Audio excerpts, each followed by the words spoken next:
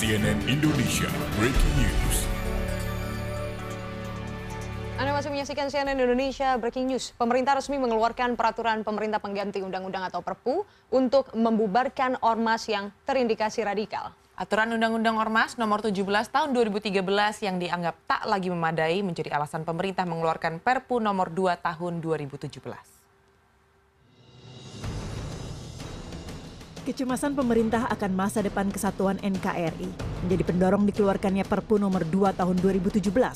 Pemerintah menilai Undang-Undang nomor 17 tahun 2013 tidak merumuskan secara mendetail ajaran yang bertentangan dengan ideologi Pancasila dan Undang-Undang Dasar 1945. Pemerintah melalui Menteri Koordinator Politik Hukum dan HAM, Wiranto, menyatakan Perpu ini tidak hanya menyasar satu ormas. Masih terdapat kegiatan ormas yang nyata-nyata bertentangan dengan Pancasila dan Undang-Undang Dasar yang tentu saja merupakan ancaman nyata terhadap eksistensi bangsa dan telah menimbulkan konflik di masyarakat. Undang-Undang nomor 17 tahun 2013 tentang organisasi kemasyarakatan telah tidak lagi memadai sebagai sarana untuk mencegah meluasnya ideologi yang bertentangan dengan Pancasila, bukan merupakan tindakan kesewenang-wenangan pemerintah, bukan. Wiranto juga menambahkan dalam undang-undang lama tidak mencantumkan asas hukum administrasi contrario actus. Asas itu adalah mengatur ketentuan, lembaga pemberi izin juga berwenang mencabut apapun membatalkan suatu ormas. Dalam Perpu nomor 2 tahun 2017, kewenangan ini akan berada di bawah Kementerian Hukum dan HAM. Menurut Wiranto, Perpu ini sudah sesuai dengan putusan MK nomor 139 tahun 2009. Dalam hal ini, ada 3 hal yang menjadi pertimbangan pemerintah. Pertama, adanya keadaan yang mendesak untuk menyelesaikan masalah hukum dan undang-undang secara cepat. Alasan kedua, belum adanya aturan hukum yang memadai. Perpu ini diterbitkan sebagai solusi agar tidak terjadi kekosongan hukum. Dan terakhir, kekosongan hukum tidak dapat diatasi dengan membuat undang-undang baru. Mengingat, proses pembuatan undang-undang baru akan membutuhkan waktu yang lama. Perdebatan lain dalam Perpu nomor 2 tahun 2017 ini adalah dihapuskannya prosedur pembubaran ormas yang sebelumnya diatur dalam Undang-Undang nomor 7 tahun 2013. Hizbut Tahrir Indonesia langsung menyatakan protes. HTI menyatakan Perpu ini dibuat sebagai jalan pintas pemerintah untuk membubarkan organisasi masyarakat yang dianggap tidak sesuai Pancasila. Karena dengan Perpu ini memberikan ancaman bagi bukan hanya Hizbut Tahrir tapi seluruh ormas yang ada. Tatkala ormas itu dinilai oleh pemerintah, dianggap bertentangan dengan Pancasila dan seterusnya, maka dengan mudah pemerintah membubarkan. Pakar Hukum Tata Negara Yusril Iza Mahendra telah ditunjuk sebagai Ketua Tim Penasehat Hukum HTI dalam upaya untuk melakukan uji materi Perpu nomor 2 tahun 2017 ke Mahkamah Konstitusi. Pertama ada ketumpang tindih pasal-pasal ini. Jadi pengaturan dalam pasal 59 itu tentang ormas yang melakukan penodaan terhadap agama dan lain-lain berkaitan dengan masalah suku, agama, ras dan lain-lain, itu sebenarnya juga pengaturan yang diatur dalam pasal 156 dari Kitab Undang-Undang Hukum Pidana. Tapi sanksi hukumnya berbeda. Jadi nanti ketika diterapkan yang mana yang mau dipakai. Pembubaran ormas radikal memang menjadi salah satu langkah untuk menjaga Pancasila. Namun yang tidak boleh dilupakan adalah mengamalkan nilai Pancasila dalam kehidupan berbangsa dan bernegara di negeri demokrasi ini. Ya, itu memang tadi Yusril Iza Mahendra adalah seorang yang kuasa hukum HTI saat ini, ya, dan memang upaya pembubaran HTI ini sudah dilangsungkan sejak bulan April. Beberapa instansi juga sudah angkat bicara mengenai hal ini. Salah satunya adalah Kapolri juga membilang bahwa bubarkan HTI, dan memang isu ini sudah langsung berlama begitu ya. Betul sekali. Dan untuk membahas terkait pembubaran HTI sudah ada juru bicara Istana Kepresidenan Johan Budi. Pak Johan, selamat pagi Pak.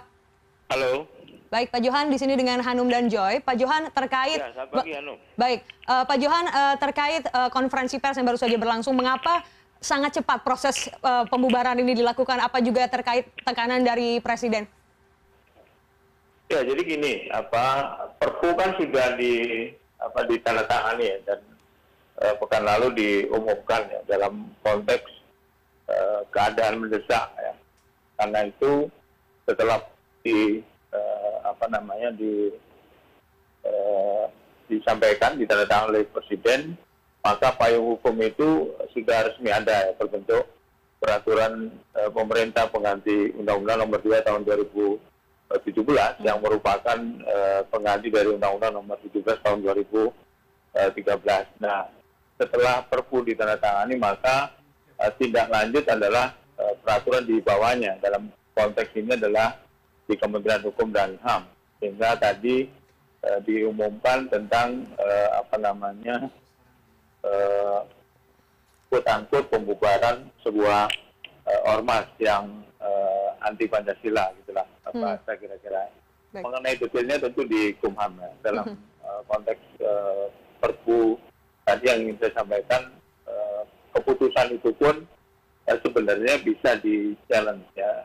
Artinya Perpu diterbitkan, kemudian bisa juga diuji melalui bagi yang kontra ya. Bagi yang kontra bisa diuji melalui judicial review di Mahkamah Konstitusi, dan saya juga membaca juga ada yang mengajukan itu ke Mahkamah Konstitusi.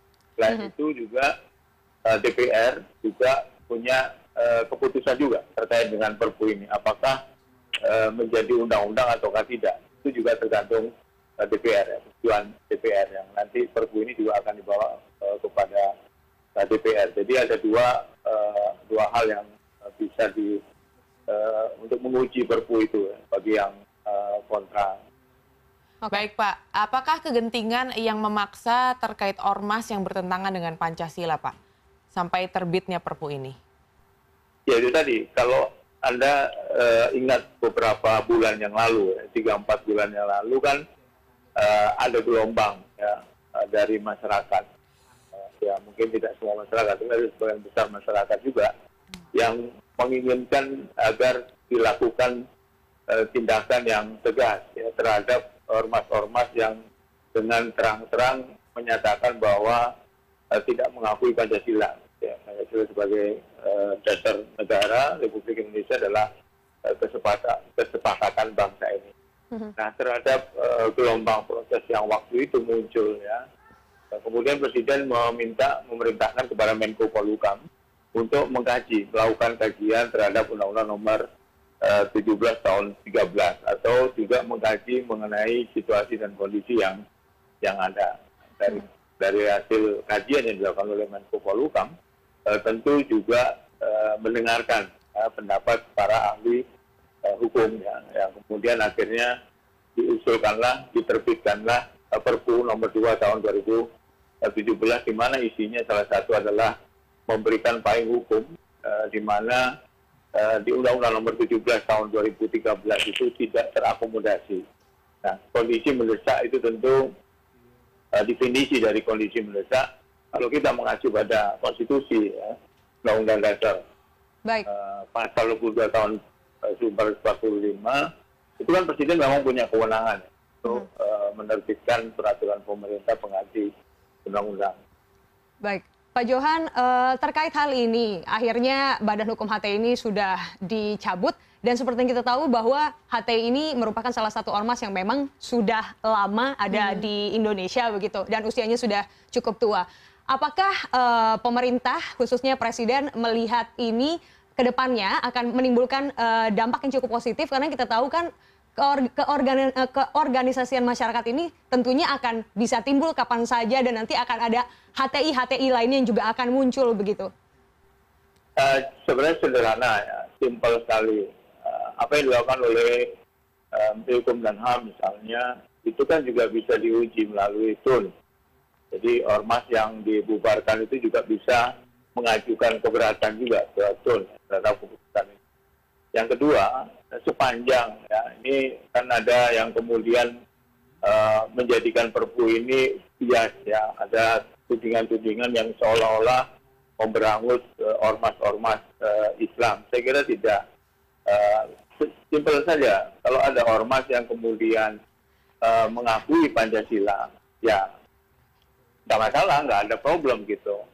Tapi kalau ada ormas yang terang-terangan kemudian menyatakan anti Pancasila atau tidak setuju dengan Pancasila sebagai dasar negara misalnya, itu jelas ada payung hukumnya, yaitu Perpu nomor 2 tahun 2017 yang sekarang sedang diuji di Mahkamah Konstitusi dan juga sedang menunggu ya apakah disetujui atau tidak oleh DPR yang merupakan representasi dari masyarakat bisa diundangkan ataukah tidak gitu. Jadi kan sederhana sekali sebenarnya kalau kita lihat persoalannya. Jadi jangan kemudian dibawa ke mana-mana yang kemudian menuduh pemerintah yang sekarang menjadi otoriter. Bagaimana otoriter? Orang ada mekanisme hukum yang untuk men-challenge Perpu itu bisa disetujui, bisa juga tidak. Kemudian di Mahkamah Konstitusi bisa diuji secara apakah itu melanggar konstitusi atau tidak. Gitu. Oke. Ya Pak, dari selain juga memang dari pihak yang kontra, selain otoriter ada beberapa poin juga yang mereka merasa keberatan. Salah satunya mereka merasa bahwa keputusan ini sangat kental atau sangat dekat dengan kepentingan politik. Bagaimana dengan pendapat pemerintah mengenai tuduhan tersebut?